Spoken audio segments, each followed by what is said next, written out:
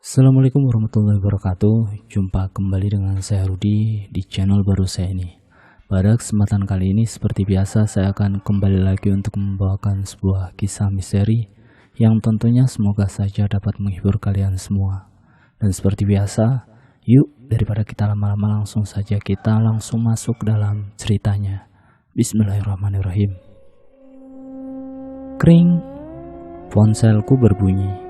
Ada sebuah panggilan telepon dari Wawan, anakku. Bergegas kuangkat teleponnya dan "Assalamualaikum Bu." Suara Wawan terdengar panik. "Waalaikumsalam," balasku. "Ada apa, Wan?" "Bapak Bu, Bapak." "Kenapa Bapak?" "Bapak enggak bangun-bangun Bu," balasnya. "Enggak bangun gimana, Wan?" Aku pun jadi ikutan panik. Tadi Wawan mau bangunin buat makan, tapi Bapak diem aja Bu. "Udah kamu periksa nafasnya?" "Masih ada Bu." "Ya udah, Ibu pulang sekarang." Aku mengambil tas di atas meja, lalu bergegas untuk pulang ke rumah. Kebetulan jarak toko tak terlalu jauh dari rumahku. Hesti," panggilku dengan sedikit berteriak dari depan toko. "Iya Bu." Hesti datang menghampiriku. "Kamu jaga toko dulu ya sebentar." "Ibu mau kemana emangnya?" tanya Hesti. "Saya mau pulang dulu." "Iya Bu." Aku pun berlari menuju ke rumah. Semenjak kepulangan Mas Fajar, suamiku dari Tanah Suci, ia sering mengeluh kesakitan. Semakin hari kondisinya semakin memburuk. Beberapa kali kusarankan untuk pergi ke rumah sakit, tapi ia menolaknya. Entah kali ini aku harus bagaimana. Dan kerit, kubuka pintu rumah lalu menuju ke kamar. Terlihat Wawan yang sedang duduk di samping tubuh Mas Fajar. "Gimana Wan?" tanyaku. "Masih belum bangun Bu," balasnya. Aku mendekati tempat tidur lalu duduk di samping Mas Fajar. Mas, bangun Mas." Ku coba menggoyang-goyangkan tubuhnya, namun tak ada reaksi sedikit pun. Ku sentuh dahinya, tubuhnya hangat. "Wan, siapin mobil," perintahku. "Mau kemana Bu?" tanyanya. "Rumah sakit." Wawan pun pergi keluar kamar. Sementara itu aku mempersiapkan beberapa barang untuk dibawa ke rumah sakit. "Udah siap Bu," ucap Wawan. Kami pun menggotong tubuh Mas Fajar ke dalam mobil, lalu dibaringkan di bangku tengah. "Bu, nanti yang jemput Rama sama Rima siapa?" tanya Wawan. Astaga, aku sampai lupa dengan dua anak kembarku itu. "Bentar, Ibu telepon Hesti, kita jalan dulu aja." Mobil mulai melaju menuju rumah sakit. Ku ambil telepon di dalam tas lalu menghubungi Hesti. Sekitar 15 menit kemudian, kami pun sampai di rumah sakit. Wawan langsung pergi keluar mobil, meminta pegawai rumah sakit untuk dibawakan berangkar. Tak lama berangkar sudah berada di dekat mobil. Beberapa perawat pria dan Wawan memindahkan Mas Fajar dari dalam mobil, kemudian dibawa ke ruangan UGD. Selama pemeriksaan, aku dan Wawan tidak diperbolehkan masuk. Kami hanya bisa menunggu duduk di bangku depan UGD. Saat pintu UGD terbuka, seorang dokter keluar dari dalam. Spontan aku dan Wawan berdiri menyambutnya, menantikan kabar baik darinya. "Bagaimana Dok? Apakah suami saya baik-baik saja?" tanya aku. "Suami Ibu mengalami koma Bu," balasnya. "Tapi kami harus melakukan beberapa pemeriksaan lagi untuk mengetahui penyebabnya," sambung sang dokter. "Apakah ada kemungkinan ayah saya sadar kembali Dok?" tanya Wawan. "Saya harus memastikan dulu kondisinya. Doakan saja yang terbaik ya," balas sang dokter. "Sekarang suami Ibu akan saya pindahkan ke ruang perawatan intensif," sambungnya. Pintu UGD kembali terbuka. Terlihat dua orang perawat sedang mendorong berangkar. Di atasnya ada Mas Fajar yang terbaring tak sadarkan diri, dengan berbagai alat yang menempel di tubuhnya. Tak terasa air mataku menetes melihatnya. "Sebelumnya, maaf Bu, ada yang ingin saya tanyakan," kata si dokter. Ia pun memintaku dan Wawan masuk dalam ruangannya. Saat pemeriksaan, saya melihat tubuh suami Ibu penuh dengan lebam. Apa ibu tahu itu karena apa, Bu? Tanya dokter. Saya juga nggak tahu, Dok. Lebamnya sudah ada semenjak suami saya pulang dari haji. Aku ingat saat pertama kali melihat luka lebam itu, sekembalinya Mas Fajar dari Tanah Suci, ia seperti berusaha menutupinya. Penasaran, aku pun bertanya padanya penyebab luka lebam di sekujur tubuhnya itu. Namun bukan jawaban yang kudapatkan, melainkan amarahnya. Baiklah, nanti saya akan melakukan pemeriksaan lanjutan. Terima kasih ya, Dok, sebelumnya. Dokter pun mengantar kami ke ruang perawatan Mas Fajar. Dokter berpesan sementara ini hanya satu orang saja yang bisa masuk ke dalam. Ibu mau masuk? Tanya Wawan. Aku menggelengkan kepala, khawatir tak kuat menahan rasa sedih di dalam. Kamu saja, Wan, balasku. Wawan pun menolak. Mungkin ia merasakan hal yang sama denganku. Kamu jangan kabarin nenek atau kakek dulu ya, Wan, pintaku. Biar nanti ibu yang kabarin, sambungku. Iya, Bu, balasnya. Sekarang mending kamu pulang dulu aja. Kasihan Rama sama Rima gak ada yang nemenin. Ibu emangnya gak pulang juga? Tanyanya. Ibu masih mau nunggu di sini. Siapa tahu nanti bapak kamu sadar, Wan, balasku. Iya, Bu. Wawan mencium punggung tanganku. Wawan pamit pulang dulu ya, Bu. Nanti habis maghrib Wan kesini lagi, ucapnya. Iya, hati-hati ya, Nak, pesanku. Assalamualaikum. Waalaikumsalam. Wawan pun pergi pulang ke rumah. Waktu cepat berlalu.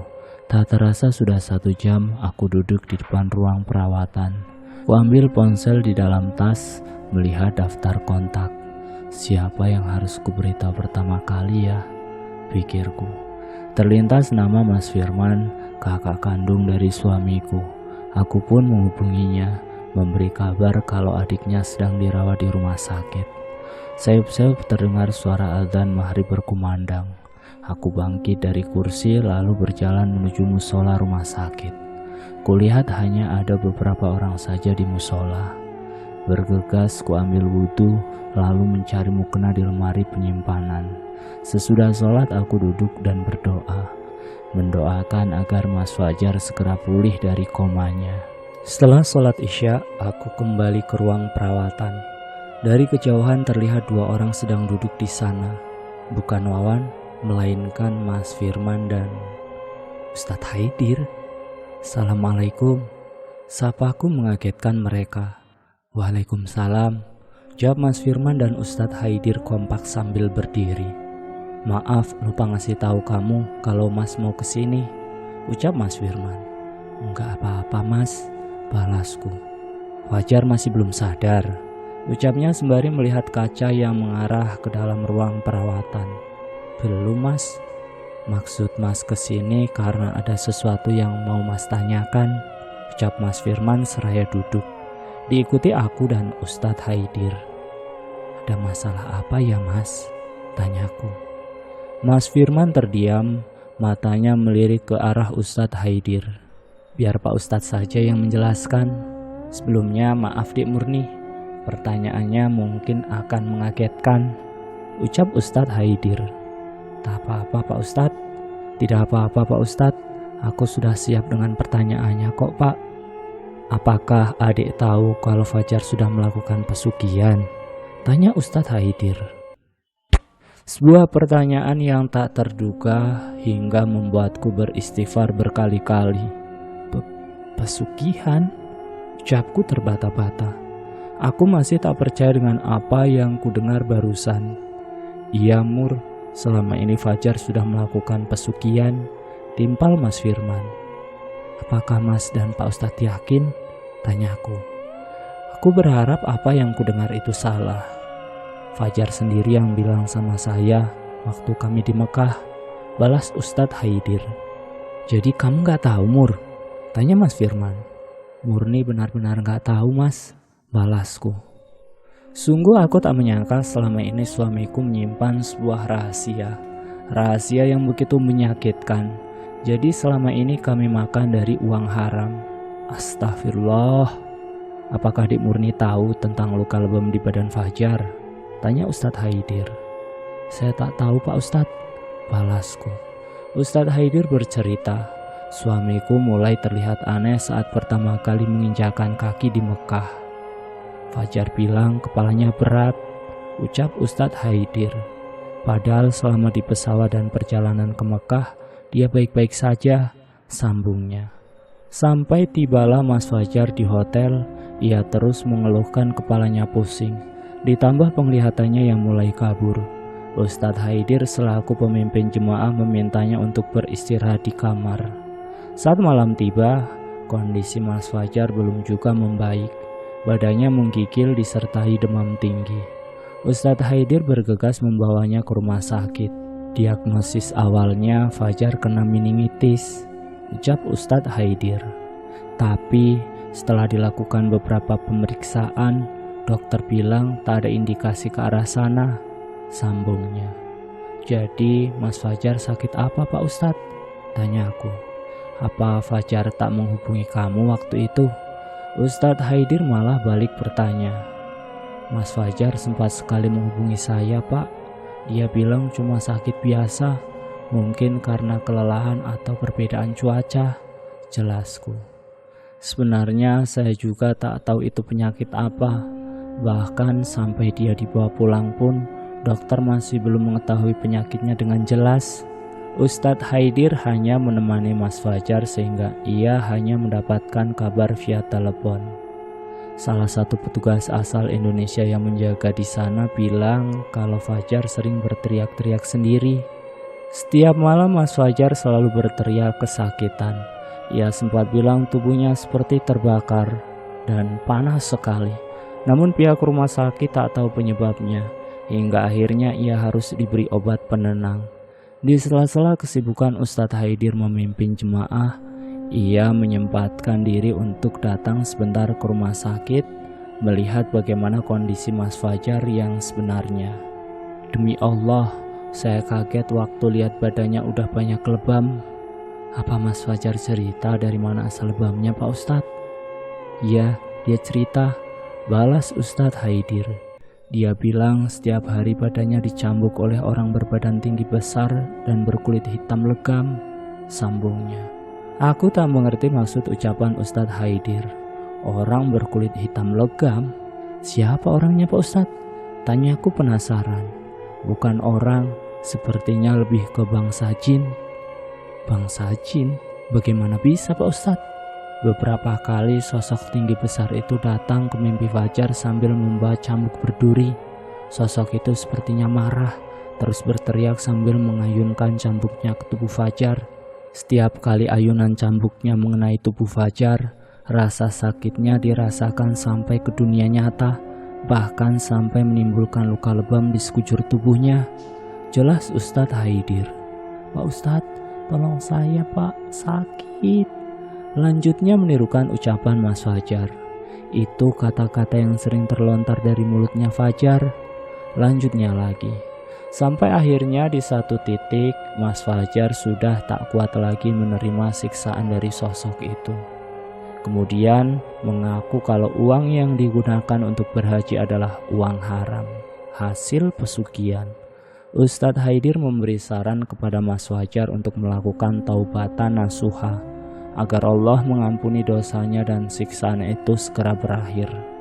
Alhamdulillah setelah melakukan taubatan nasuha, tak lama kemudian kondisi Mas Fajar membaik.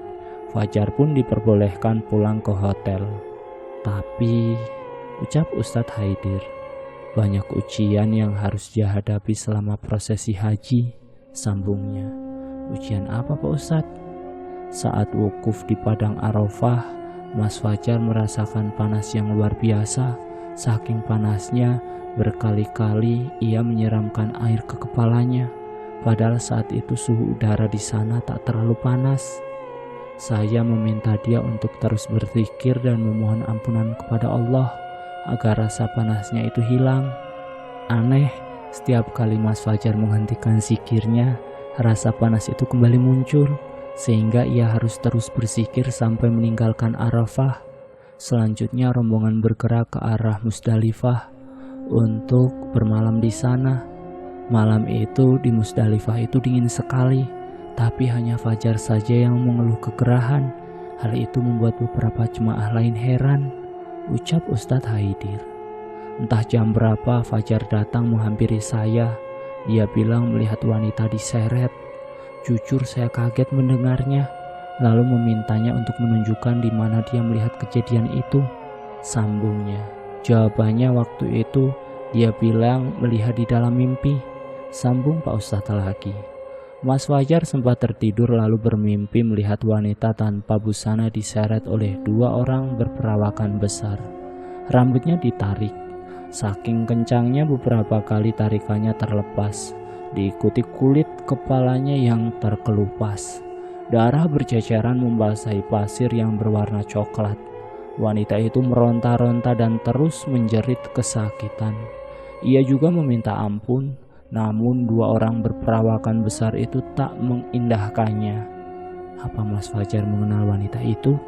Tanyaku. Berharap itu bukan aku. Dia tak mengenal wanita itu. Setelah mendapatkan mimpi menyeramkan itu, Mas Fajar tak berani tidur.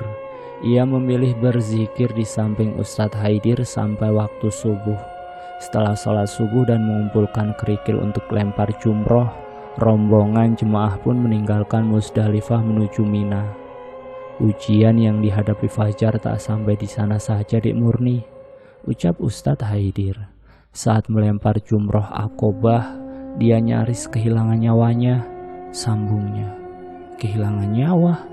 Lagi-lagi aku dibuat terkejut dengan ucapan Ustadz Haidir. Iya, jika telat beberapa menit saja, mungkin dia tak akan kembali lagi ke Indonesia. Hatiku terasa sakit. Bagaimana mungkin Mas Fajar tak menceritakan kejadian itu padaku, apalagi itu menyangkut nyawanya. Tiba di Mina, rombongan langsung melaksanakan lempar jumroh Aqobah. Di saat itulah Mas Fajar hampir meninggal dunia. Tadinya saya pikir dia ada di samping saya, ternyata tak ada, ucap Ustadz Haidir. Ia sebelumnya berpesan agar Mas Fajar tidak berjalan jauh darinya karena khawatir terjadi sesuatu. Dan benar saja baru beberapa menit fokus melihat ke depan, Mas Fajar sudah tak ada di samping Ustadz Haidir. Ia menghilang di antara lautan manusia yang saling berdesakan. Setelah selesai melempar jumroh, saya mencari keberadaan Fajar, tapi tak ketemu juga. Sampai sayup-sayup terdengar suara teriakan minta tolong. Bergegas Ustadz Haidir mendekati sumber suara itu. Ia harus melawan arus jemaah yang ingin melempar jumroh. Dengan susah payah akhirnya ia sudah dekat dengan sumber suara itu. Berharap bukan salah satu jemaah dari rombongannya. Semakin dekat, suaranya semakin jelas. Setelah dilihat ternyata itu adalah Mas Fajar yang sedang terbaring di tanah. Tubuhnya diinjak-injak oleh jemaah lain. Bergegas Ustadz Haidir menolongnya. Sulit sekali menolong orang terjatuh di tengah kerumunan orang. Resikonya kita ikut terjatuh dan terinjak juga. Berkali-kali Ustadz Haidir gagal menarik tubuh Mas Fajar. Sampai akhirnya ada jemaah lain yang membantunya. Wajahnya sudah pucat, kepala, kaki dan tangannya juga sudah berdarah. Kalau kami telat nolong, mungkin dia tak akan selamat, ucap Ustadz Haidir. Ustadz Haidir beserta jemaah lainnya menggotong tubuh Mas Fajar ke tenda medis supaya segera diberi perawatan. Syukurlah luka yang dideritanya tak terlalu parah. Seharusnya dengan luka seperti itu, dia tak diperbolehkan pergi kemana-mana, tapi dia masih memaksa ikut bersama rombongan pergi ke Mekah untuk melakukan tawaf ifadah, imbuhnya. Awalnya tenaga medis di sana tak mengizinkan Mas Fajar pergi karena kondisinya masih kurang stabil. Namun ia terus memaksa untuk pergi bersama rombongan.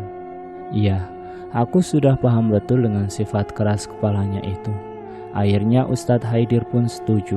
Namun dengan satu syarat, Mas Fajar harus mengenakan kursi roda. Apa Mas Fajar mau Pak Ustadz? Tanyaku. Harus mau, soalnya untuk jalan saja dia kesulitan, balas Ustadz Haidir. Singkat cerita, rombongan pun berangkat menuju Mekah dengan berjalan kaki. melintasi beberapa terowongan yang menembus bukit. Kami pun melewati jalan pintas khusus pejalan kaki, ucap Ustadz Haidir. Sekitar kurang lebih 1,5 jam rombongan tiba di ujung terowongan terakhir.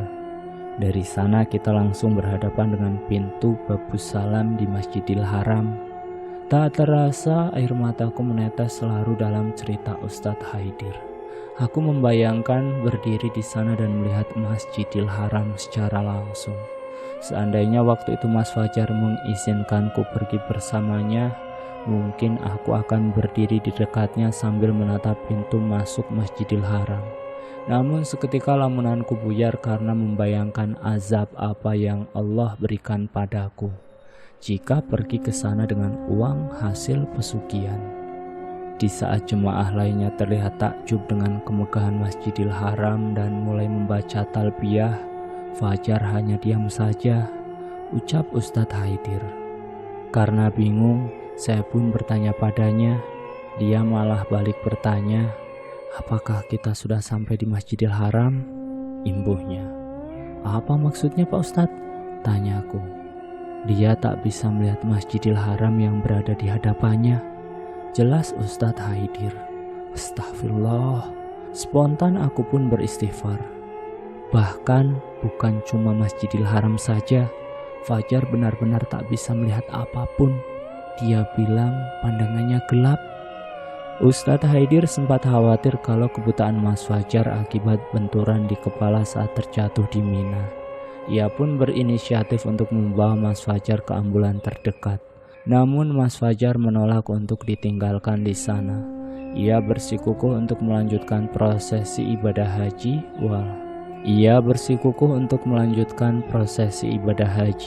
Walaupun tak bisa melihat apapun. Dulu saya sering mendengar cerita-cerita seperti ini dari pemimpin jemaah kloter lain, tapi baru kali ini saya benar-benar mengalaminya sendiri. Apalagi yang mengalami cobaan itu orang yang sudah dekat dengan saya. Rasanya sedih sekali saya melihat kondisi Fajar seperti itu. Aku juga tak bisa membayangkan jika berada di posisi Mas Fajar. Ustadz Haidir kembali membawa Mas Fajar ke rombongannya. Namun tiba-tiba ia kembali mengeluhkan sesuatu. Dia bilang, kenapa berisik sekali? Banyak orang-orang berteriak-teriak, ucap Ustadz Haidir. Berteriak-teriak bagaimana Pak Ustadz? Berteriak-teriak seperti membentak Fajar, tapi dengan menggunakan bahasa Arab. Ustadz Haidir kembali dibuat kebingungan. Tak ada siapapun yang berteriak-teriak di dekat Mas Fajar. Apalagi sejak tadi Ustadz Haidir berada di dekatnya. Sementara itu jemaah lain dari tadi hanya berdiri sambil membaca talbiyah. Tepat di depan pintu Babus Salam, Fajar menangis. Dia bilang menyesal atas perbuatannya selama ini, ucap Ustadz Haidir. Saya pun memintanya untuk memohon maaf dengan sungguh-sungguh kepada Allah. Semoga saja semua dosanya bisa diampuni, lanjut Ustadz Haidir. Namun semua penyesalan Mas Fajar itu tak membuat penglihatannya kembali. Sepertinya Allah tak mengizinkannya untuk melihat Ka'bah secara langsung. Setelah tawaf, kami langsung melakukan sa'i. Awalnya tak ada keanehan dengan Fajar, sampai tibalah kami di Bukit Marwah. Dia seperti merasakan kelelahan, keringat terus mengucur di keningnya, ucap Ustadz Haidir. Saat saya tanya kenapa, dia menjawab habis berlari jauh sekali, padahal dari tadi dia duduk di kursi roda, lanjutnya. Dari Bukit Marwah, kami kembali ke Bukit Sofa. Di tengah perjalanan, Fajar meminta minum. Dia bilang tenggorokannya kering, haus, lanjutnya lagi. Baru 3 putaran Mas Fajar sudah menghabiskan 2 botol air mineral. Namun rasa hausnya belum juga hilang. Ia terus meminta minum. Di perut lembah antara Sofa dan Marwah terdapat keran berisi air zam-zam. Ustadz Haidir berinisiatif untuk mengisi ulang botol air mineral Mas Fajar dengan air zam-zam, lalu memintanya untuk segera diminum.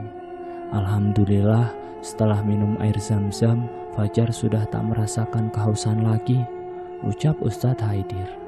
Mas Fajar pun akhirnya bisa melanjutkan sa'i sampai selesai. Setelah itu rombongan kembali ke Mina untuk bermalam. Tiba di Mina, penglihatan fajar akhirnya kembali. Tapi ada satu kejadian yang cukup menghebohkan pada saat itu, ucap Ustadz Haidir. Ada apa Pak Ustadz? Tanyaku. Fajar kesurupan. Astagfirullah, ada jin wanita yang merasuki tubuhnya. Jin wanita? Iya, anehnya jin itu bukan berasal dari tanah Arab, melainkan dari Indonesia. Malam itu udara di Mina tak terlalu dingin. Setelah sholat Isya, kami sudah kembali ke tenda untuk makan malam, ucap Ustadz Haidir. Setelah makan malam, Ustadz Haidir menyuruh Mas Fajar beristirahat di tendanya. Saya ingat betul waktu itu sedang duduk di luar tenda sambil mengobrol bersama jemaah lain. Beberapa jemaah mulai mengeluhkan keanehan yang terjadi dengan si Fajar. Tapi saya meminta mereka untuk tak bertanya langsung pada Fajar. Lebih baik fokus dengan ibadah haji saja. Ketika sedang mengobrol, tiba-tiba salah satu jemaah berlari menghampiri Ustadz Haidir. Dia bilang kalau Fajar dari tadi tidur sambil menangis, ucap Ustadz Haidir. Bergegas Ustadz Haidir berlari ke tenda tempat Mas Fajar. Suara tangis yang menyayat hati mulai terdengar saat ia memasuki tenda. Saya mencoba membangunkannya, tapi tak bisa. Dia terus menangis, malah tangisannya semakin kencang. Ustadz Haidir mulai merapal doa, berharap Mas Fajar segera sadar. Namun bukannya tersadar, Mas Fajar malah mengerang kesakitan. Saya terus membacakan ayat-ayat ruqyah. Beberapa saat kemudian, Fajar akhirnya berbicara. Dia meminta tolong, ucap Ustadz Haidir. Saya merasa curiga kalau yang berbicara itu bukan Fajar. Dari cara bicaranya sangat berbeda, seperti wanita. Lanjutnya, Ustadz Haidir terus merapal doa hingga akhirnya Mas Fajar membuka mata lebar-lebar. Dengusan nafasnya terdengar kencang sekali. Dia terus melotot ke arah saya, raut wajahnya tampak marah sekali. Di saat itulah Ustadz Haidir sangat yakin kalau Mas Fajar sedang kesurupan. Ia meminta jemaah pria untuk memegangi tubuh Mas Fajar, lalu kembali merapal doa. Fajar mengamuk, tenaganya kuat sekali, sampai-sampai beberapa jemaah pria tak kuat memeganginya, ucap Ustadz Haidir. Ustadz Haidir berusaha menenangkannya. Tak berselang lama, sosok yang berada di tubuh Mas Fajar mulai berbicara. Dia meminta untuk dipulangkan ke tempat tinggalnya. Di mana tempat tinggalnya Pak Ustadz? Tanyaku. Di Indonesia, lebih tepatnya di sebuah gunung di Jawa Barat. Gunung apa Pak? Gunung Gede. Bagaimana dia bisa ikut ke sana Pak Ustadz? Saya juga tak tahu. Yang jelas dia meminta untuk segera pulang ke Indonesia. Kalau tidak, dia akan mencelakai Fajar, balas Ustadz Haidir. Ustadz Haidir tak mengindahkan ancaman sosok itu. Ia merasa kalau itu hanya tipu daya setan agar Mas Fajar tak melanjutkan ibadah haji. Ustadz Haidir meminta air zam-zam lalu dibacakan ayat-ayat ruqyah. Air itu kemudian diusapkan ke wajah Mas Fajar. Seketika itu Mas Fajar berteriak kesakitan. Tak lama suara teriakannya menghilang diikuti dengan Mas Fajar yang tak sadarkan diri. Fajar membuka mata, katanya badannya lemas sekali. Dia juga bilang kalau tadi bermimpi aneh, ucap Ustadz Haidir. Mimpi apa Pak Ustadz? Tanyaku semakin penasaran. Dia melihat wanita yang sama dengan mimpi sebelumnya, kali ini lebih jelas. Kondisi wanita itu mengenaskan, rambutnya berantakan, darah mengalir dari atas kepalanya hingga membasahi wajahnya. Tubuhnya pun dipenuhi luka-luka. Apakah itu salah satu jin pesugihan? Tanyaku penasaran. Dan bersambung. Kira-kira seperti apakah kelanjutan dari cerita Mas Fajar yang berhaji dengan menggunakan uang pesugihan? Nantikan pada bagian yang selanjutnya. Terima kasih sudah mampir di channel saya ini. Jangan lupa tekan tombol like, share, komen, dan subscribe untuk mengikuti video kami selanjutnya ya. Wassalamualaikum warahmatullahi wabarakatuh.